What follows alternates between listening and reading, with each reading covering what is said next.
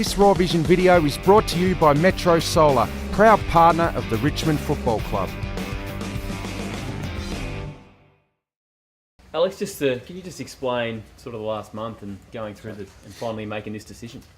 Well, obviously I've got some pretty important things in my life, and which include my wife, my beliefs, my family. So I had to consider all those. It's obviously a pretty big time in my life. I've got to consider, the future that I had ahead of me at this club and the future that I wanted to lead after that as well. So, yeah, there was a few things that I had to contemplate and weigh up and what was important in my life. And then, it came to the decision I did around last week. Were you considering walking away from the game? I did consider it. And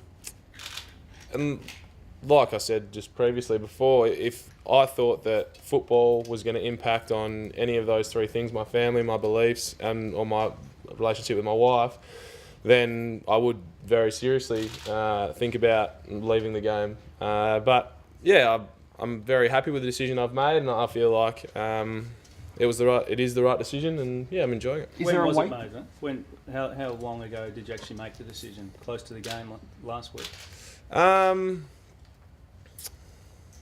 It's a tough one. There was no specific point where I was just like, bing, this is sort of, a light bulb moment. It was just, gradual conversations with my partner, Georgia, and my parents and things like that. So it was just, building up the confidence to be able to pull the trigger, so it just more or less came to a head last week. Dan Richardson said on the radio on Saturday that money was never an issue. So in terms of your priorities, what's the weight, I guess, between wanting to see the world and also, as you mentioned before, your faith as well?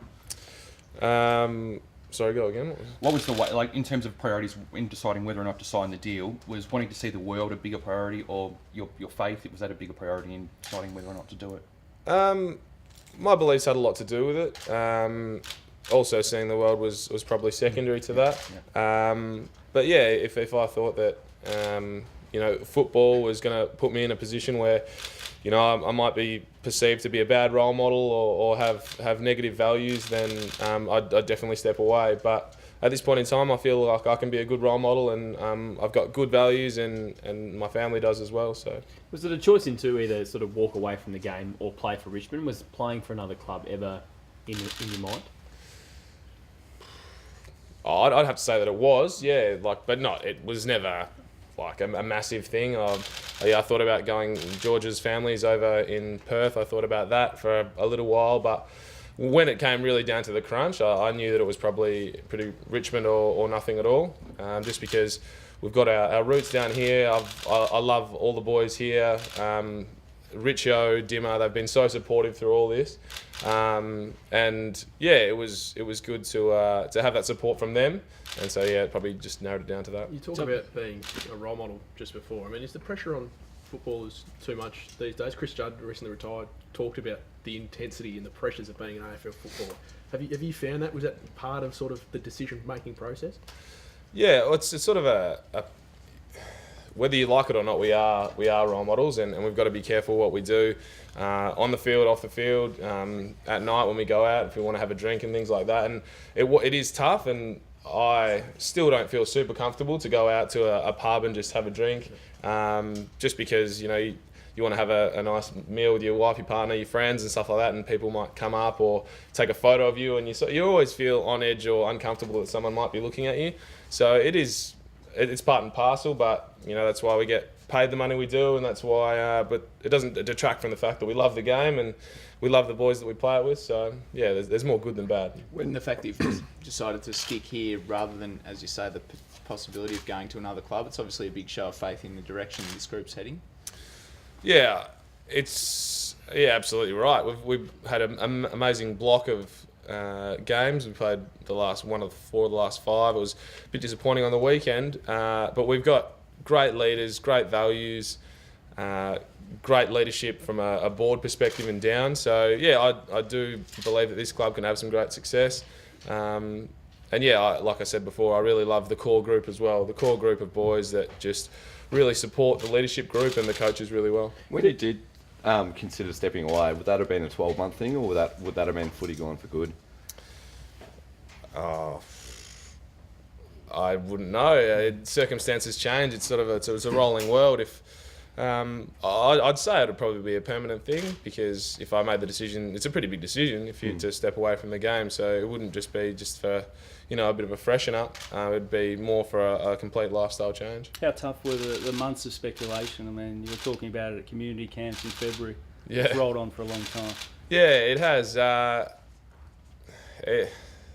It's a fine line to walk, because I know there's the fantastic supporters that we have and the support that the AFL has. Would love to know the ins and outs of every player's contract negotiations and family life and things like that. But, there's got to be something for us. We've got to have our private life. And it was tough, but I was pretty pumped with the way that Richo and the club managed it and helped me through it. They were very supportive. But yeah, it was pretty hard to have the constant camera in your face. I was just getting off my scooter and I had a camera right there, and had people calling me and texting me, and so it's it's not always fun, but I understand that it's part of the business. And 4 years, a massive commitment. I mean, it could have been 1 or 2, but you've gone 4. It's all out, really. Yeah, I guess it's sort of the done thing now, isn't it? Just to do big deals. So I've got currency now. Why not? Did you consider a shorter one, given obviously financially it's fantastic, but given you thought about walking away before, did you think maybe a shorter term deal might suit you a little bit better? Yeah, I hadn't really thought of the ins and outs, to be totally honest. I just sort of, just talked to my manager about it, and we sort of came to that final conclusion in the end. Just on all that speculation, you seem to have been able to put it aside, and it hasn't actually affected your form on the field. How have you managed to, I guess, compartmentalise and do that? You think it has an effect on form? Played pretty ordinary on the weekend. The club's been fantastic that they haven't put any pressure on me. I think if I started to feel pressure inside the 4 walls, then it might have affected my form. But that was probably the happiest part of my day, when I'd walk through the doors and the boys would be laughing, having a joke, and we'd have a kick and giggle out on the field, and it's enjoyable, it's fun, and you forget about the scrutiny and things like that. So it's it was not really that big a deal in the end. So on the flip side, has re-signing affected your form? Yeah, maybe I should quit again. No, I don't think so. No. When did you actually put pen to paper? Was it before the game? We've agreed to terms, but I've still yet to put pen to paper.